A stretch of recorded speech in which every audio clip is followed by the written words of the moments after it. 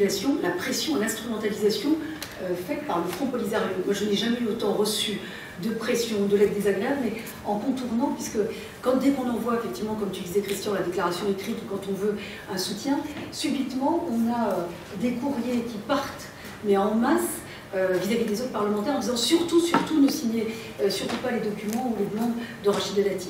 Ça, c'est la première chose. La deuxième chose que j'ai découverte, c'est les moyens déployés, les moyens financiers, matériels du Front Polisario pour contrecarrer toutes les positions marocaines sur tous les sujets.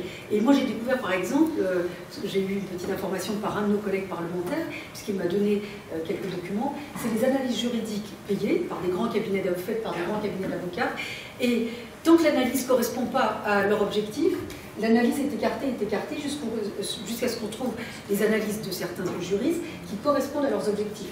Et donc ça, c'est vraiment, je trouve, de la propagande absolument scandaleuse. Parce que dans leurs propos, on est toujours victime, droits de l'homme, et que nous, on est vraiment des horribles personnages, j'allais dire, quasiment fascisants.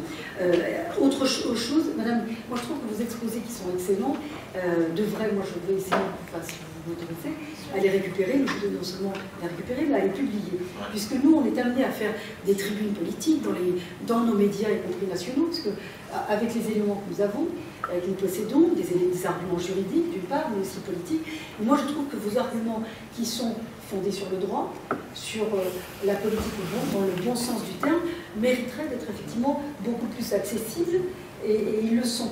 Donc autant se servir de vos arguments, en plus votre réputation n'est pas à faire, donc autant se baser sur votre crédibilité et aussi sur la qualité de vos exposés. Et puis vous disiez, madame, effectivement maintenant on a un choix qui est offert aux Européens, je ne crois pas que ce soit un choix, c'est un devoir qui s'impose aux Européens. C'est juste de réaffirmer le droit, on n'a pas le choix, on n'a pas le choix entre le droit et le non-droit. On a juste le choix de rappeler le droit et de le confirmer. Sinon, c'est la crédibilité des institutions européennes elles-mêmes qui sont en jeu. Si effectivement les institutions européennes, y compris la Cour de justice, ne fait plus de droit, mais fait de la politique politicienne, en disant, comme vous le souvenez, monsieur le professeur tout à l'heure, en disant, il démontre juridiquement que le Maroc est dans son bon droit, mais il conclut à l'inverse, en disant, mais quand même, il faut quand même peut-être tenir compte de cette position. Et ça, il faut effectivement le faire remarquer. Alors, Christian, tu disais tout à l'heure, que tu avais été effectivement surpris par la radicalité du choix des Marocains de couper court. Moi, ça m'a plutôt plu. Alors bon, si vous voulez, moi ça correspond plutôt à mon tempérament et à mon fonctionnement. Moi je considère que parfois quand vous êtes bien élevé ou quand vous avez une bonne éducation, oui je sais... non, je suis pas ton non mais parfois quand on est bien élevé, quand on a une bonne éducation, quand on s'excuse presque de déranger, on considère que c'est une faiblesse. Et comme c'est une faiblesse, on nous met dessus. Et ben non, à un moment donné, il faut être un peu radical, un peu mal élevé, et puis à un moment donné, on se remet autour de la table. Et je pense que cette option-là, moi, m'a pas déplu, puisque ça nous a permis de remettre effectivement des arguments sur la table.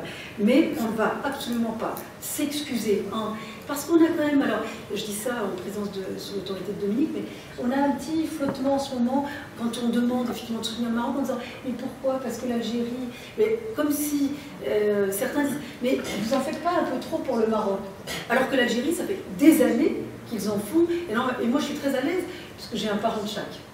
Je suis très à l'aise sur ce sujet, et même vis-à-vis des Algériens, c'est ce que j'essaie de leur expliquer. On n'est pas contre l'Algérie, on veut juste que le droit soit reconnu. Et ça, c'est une chose.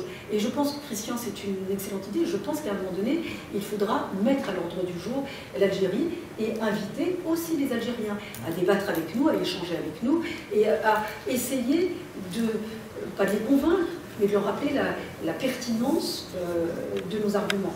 Voilà. Je vais faire un peu long. Non, mais merci beaucoup. Essayer d'être clair. Et moi, j'ai